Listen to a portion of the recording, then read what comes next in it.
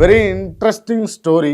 రాజకీయాల్లో పదవుల కోసం, పలుకుబడి కోసం నేతలు ఏ స్థాయికైనా దిగజారుతారు. కానీ ఒక అధికార పార్టీ ఎమ్మెల్యే తన సొంత పార్టీకి చెందిన ఒక సీనియర్ మంత్రికి ఏకంగా సప్లయర్ గా మారాడు అనే వార్త ఇప్పుడు పొలిటికల్ గా హాట్ టాపిక్ గా నడుస్తాం. మంత్రి గారు ఏది అడిగితే అది కెనాల్లో సమకూర్చడమే ఆ ఎమ్మెల్యే గారి పనాట. ఇంతకీ ఆ మంత్రి ఎవరు, ఆ సప్లయర్ ఎమ్మెల్యే ఎవరు, ఆ గుసగుసల వెనుక ఉన్న అసలు కథ ఏందో చూద్దాం. రాజకీయ వర్గాల్లో వినిపిస్తున్న సమాచారం ప్రకారం ఓ సీనియర్ మంత్రి గారికి విరాసాలు అంటే చాలా ఇష్టం. ఆయనకు ఎప్పుడు ఏ మూడ్ వస్తే దానికి తగినట్టుగా ఏర్పాటు చేయడమే ఈ ఎమ్మెల్యే గారి పనాట.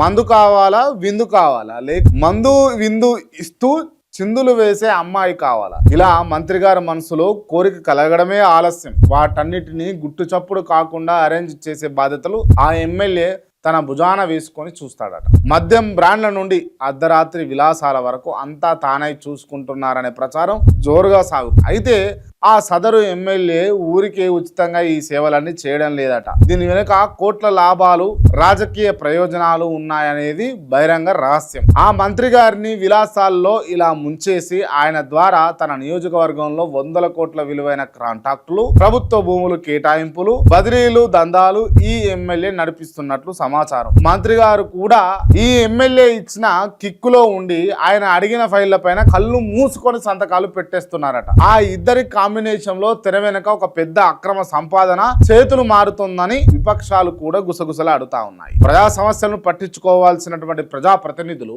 ఇలా విలాసాలకు, సప్లైలకు పరిమితం కావడం నిజంగా దురదృష్టకరం. ఈ వ్యవహారంపై ఇప్పటికే సదరు పార్టీ అధిష్టానం దృష్టికి కూడా లీకులు వెళ్లాయని, త్వరలో వారిద్దరిపై చర్యలు ఉంటాయని కొందరు అంటున్నారు. ఏదేమైనా రాజకీయాల్లో ఇలాంటి సంస్కృతిపై మీ అభిప్రాయం ఏంది? మీరేమనుకుంటారు?